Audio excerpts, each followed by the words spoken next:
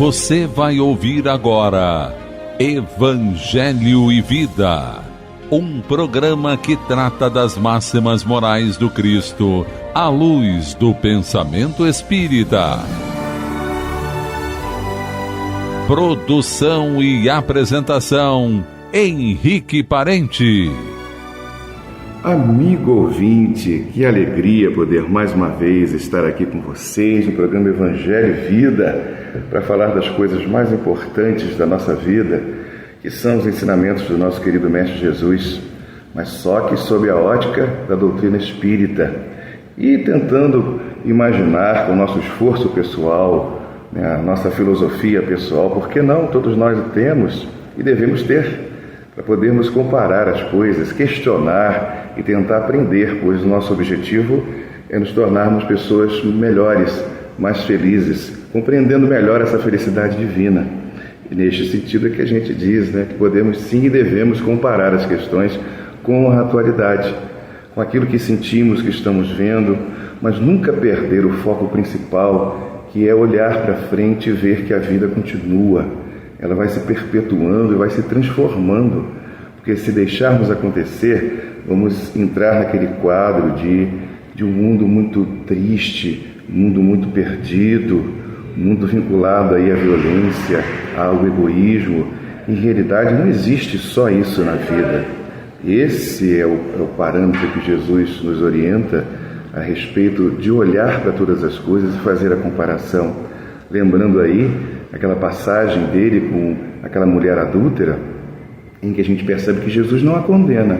Ele estabelece uma distinção entre o erro dela, de cometer o adultério, mas libera ela, dá a ela liberdade, a condição de ela repensar e buscar um caminho diferente. Pois ele diz para ela: mulher, onde estão aqueles que te condenavam?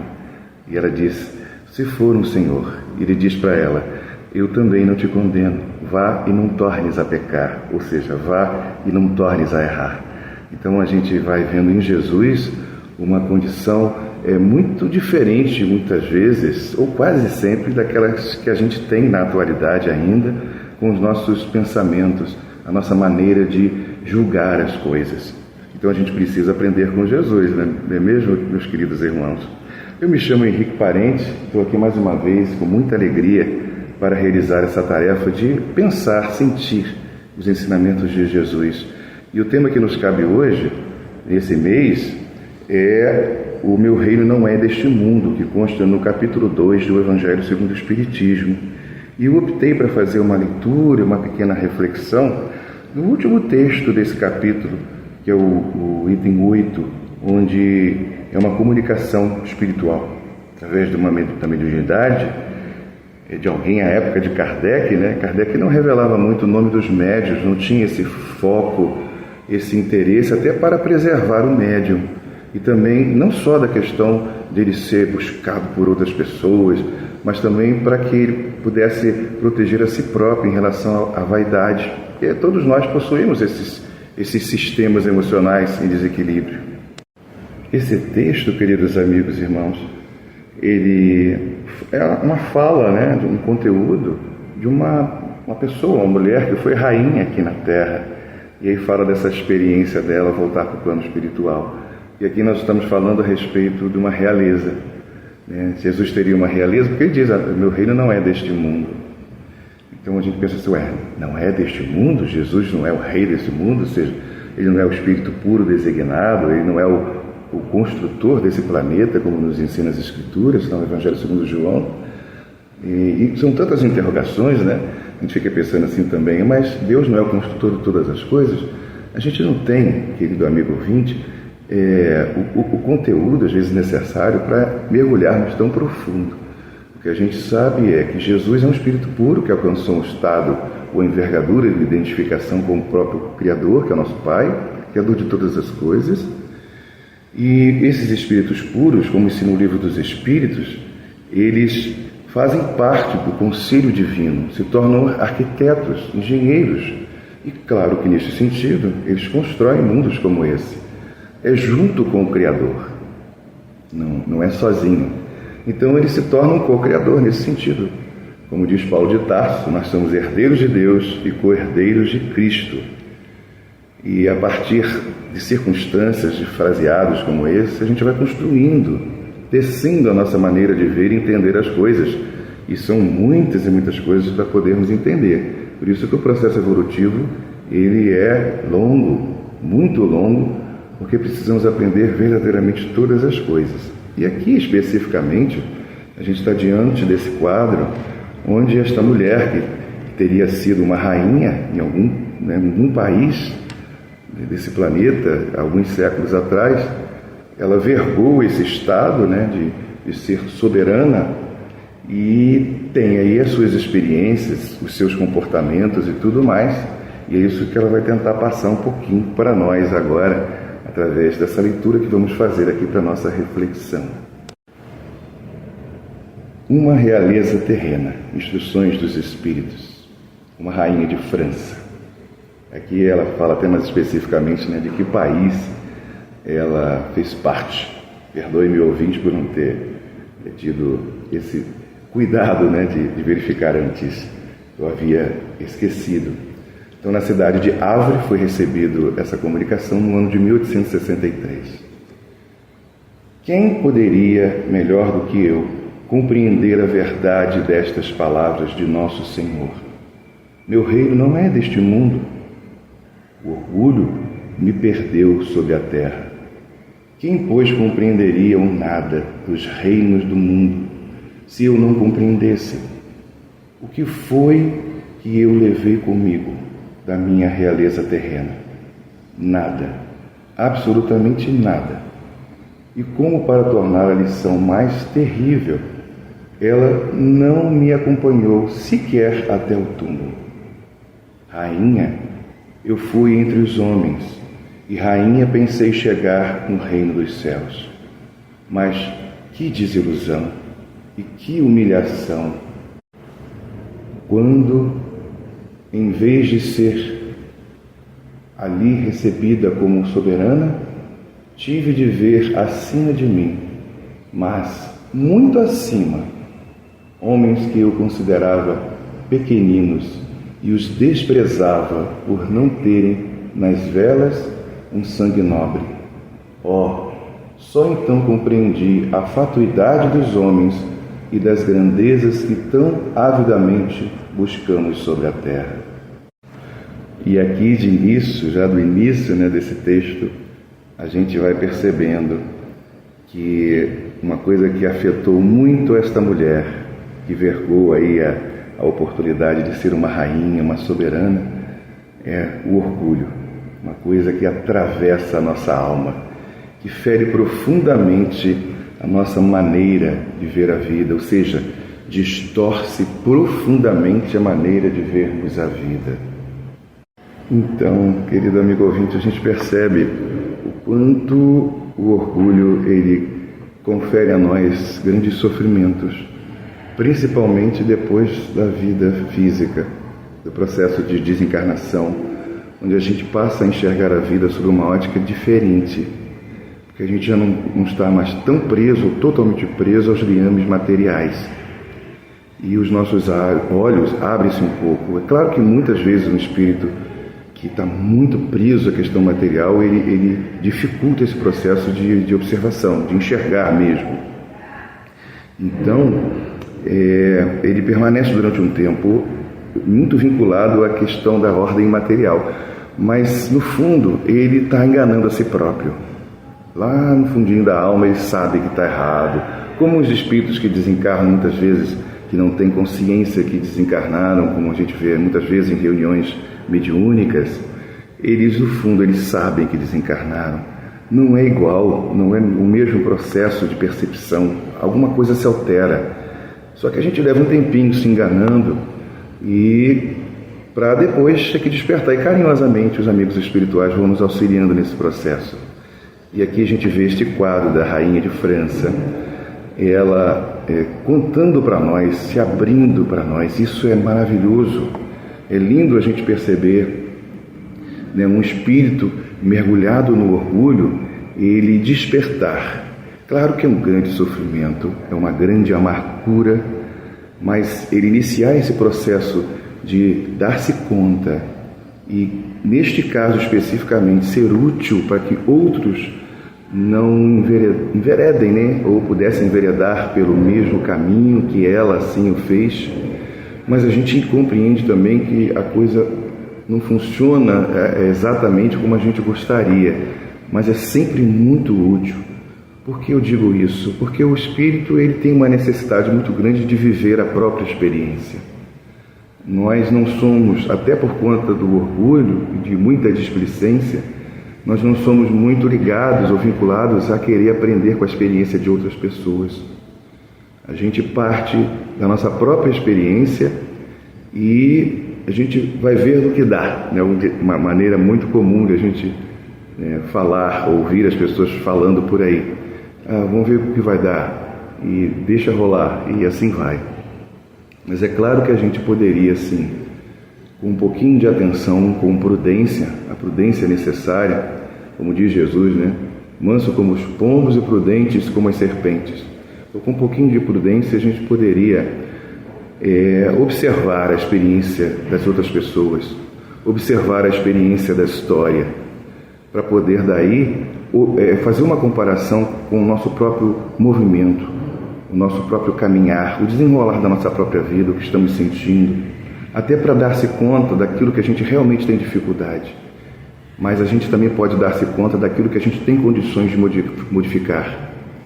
Muitas coisas a gente pode modificar e desde a vida atual poder começar a evitar ou pelo menos diminuir a incidência de certas influências que a vida material possui. É uma capacidade que o ser humano ele precisa sim aprender a observar e a desenvolver em si próprio. É construir a própria força moral. A gente está muito vinculado a uma moral, a influência da moral comum, a moral social, daquilo que se vive, a moda e tudo mais. Inclusive dos erros dessa sociedade. A gente acha assim, pau que nasce torto morre torto, e assim por diante. No entanto, quando a gente se empenha em observar as nossas falhas, as nossas dificuldades e querer mesmo modificar aquele ponto, por entender que aquilo nos leva ao grande sofrimento, todos nós somos capazes assim o fazer. Mas sabemos que não é fácil, por isso precisamos uns dos outros, por isso precisamos de lições como essas que estamos aqui refletindo no dia de hoje. E aqui no caso, essa rainha de França tecendo alguns comentários, e olha que são poucos, é um texto pequeno, onde mas ela põe nesse texto um conteúdo afetivo muito grande, porque a dor dela é profunda, mas é uma dor que está fazendo ela modificar-se. Hoje nós nos encontramos aqui numa época muito posterior à dessa comunicação de 1863, nós estamos em 2023, mas podemos imaginar o quanto de modificação essa pessoa deve ter conquistado, da maneira como ela enxergava a vida. Daí a questão da gente ter uma moral diferenciada, a gente partir para construir a nossa própria moral, utilizando-se sim da nossa ética, da maneira como sentir, daquela regra do bem proceder no sentido pessoal, nas comparações que existem e que podemos fazer. Então, quando a gente olha uma moral comum, uma moral social, e todos os erros que nela existem, e a gente compara, por exemplo, a moral cristã em que a gente tem um modo muito próprio de Jesus nos mostrar um caminho, ou pelo menos um olhar diferente para a vida, a gente aí pode perceber, na comparação, a diferença entre a moral do Cristo e a moral comum que as pessoas normalmente seguem. E nós podemos construir uma moral nossa, pessoal, e construir um mundo, né, uma forma diferente de encarar a vida, de se comportar para construir aquilo que tanto desejamos, que é ser felizes, ou melhor, sermos felizes. E continua aqui no texto a ex-rainha de França, né? Mas lá no plano espiritual, diz ela: para preparar um lugar neste reino são necessárias a abnegação, a humildade, a caridade, a benevolência para com todos. Não se pergunta o que fostes, que posição ocupastes, mas o bem que fizestes, as lágrimas que enxugastes. Ó Jesus, disseste que o teu reino não era deste mundo, porque é necessário sofrer para chegar ao céu, e os degraus do trono não levam até lá. São os caminhos mais penosos da vida os que conduzem a ele. Procurai, pois, o caminho.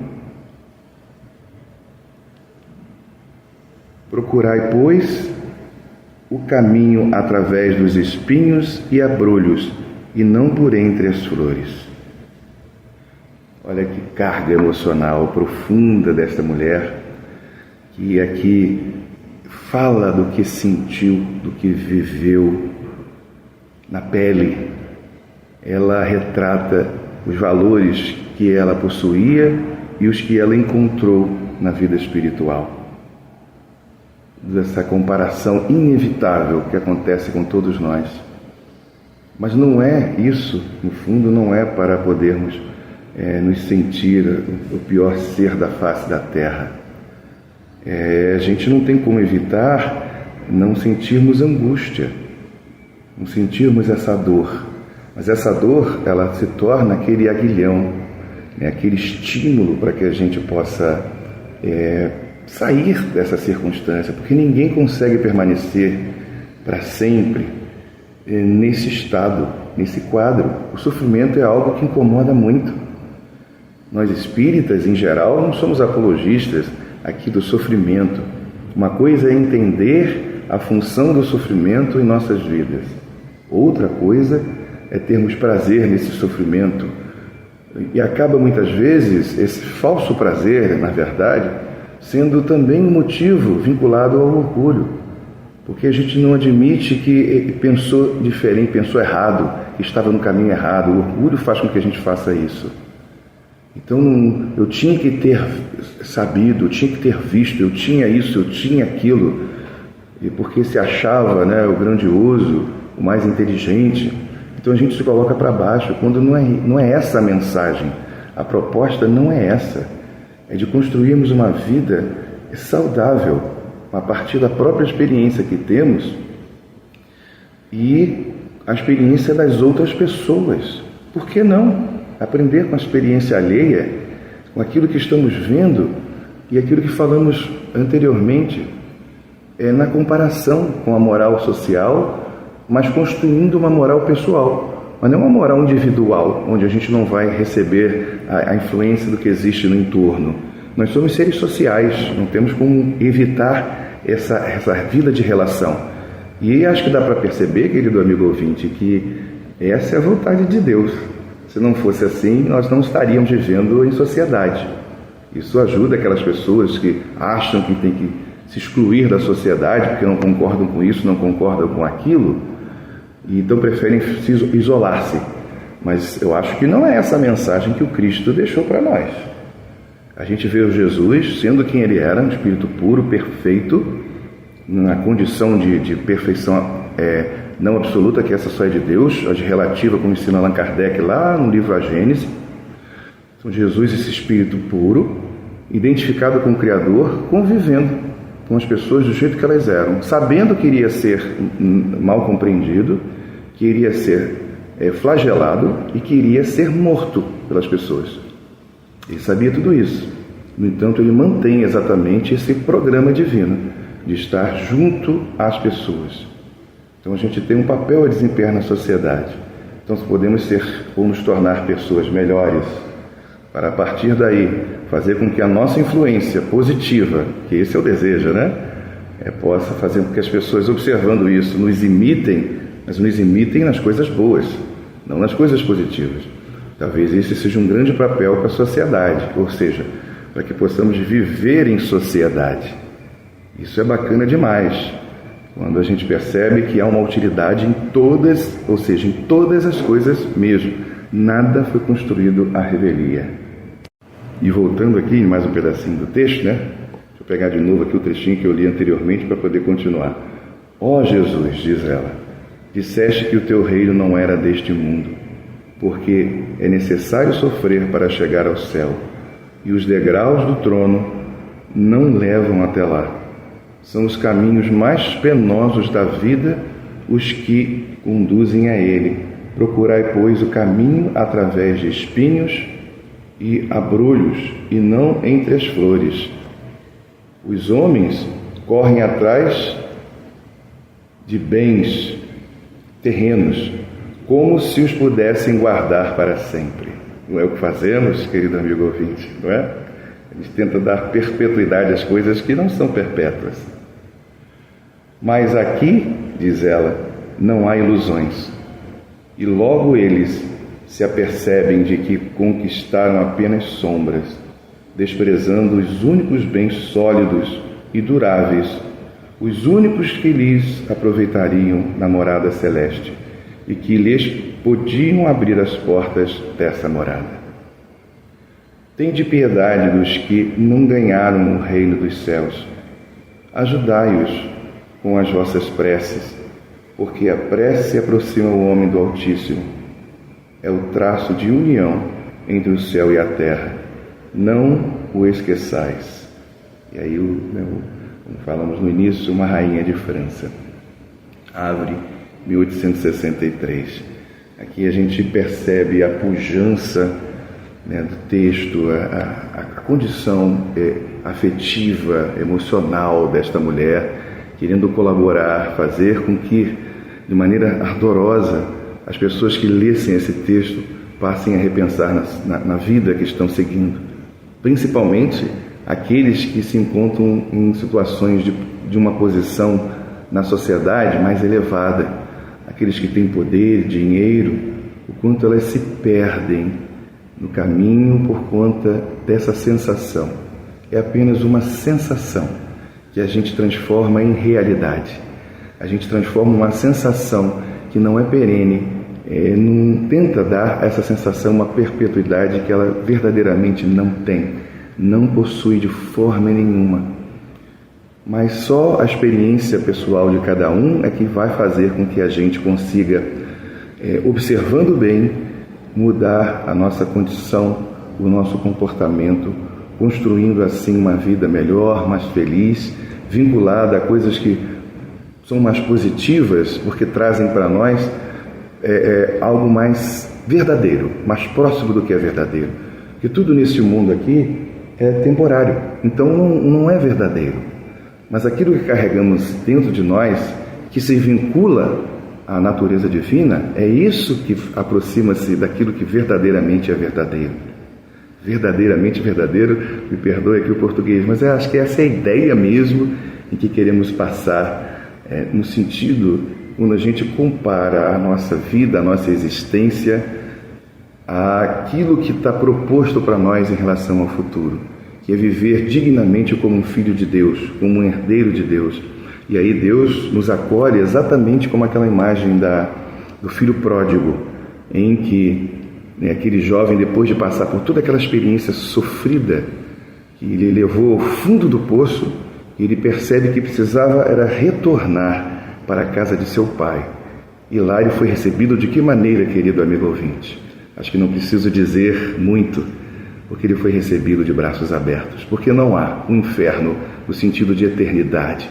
O que há é um inferno no sentido de condição, de amargura, de dor, de vivência, mas não uma perenidade desse inferno. E todos nós um dia vamos conseguir alcançar esse estado. E aí a gente vai entendendo aos poucos porque que Jesus disse que a realeza dele não podia ser nesse mundo, que ainda não compreende esse estado de realeza.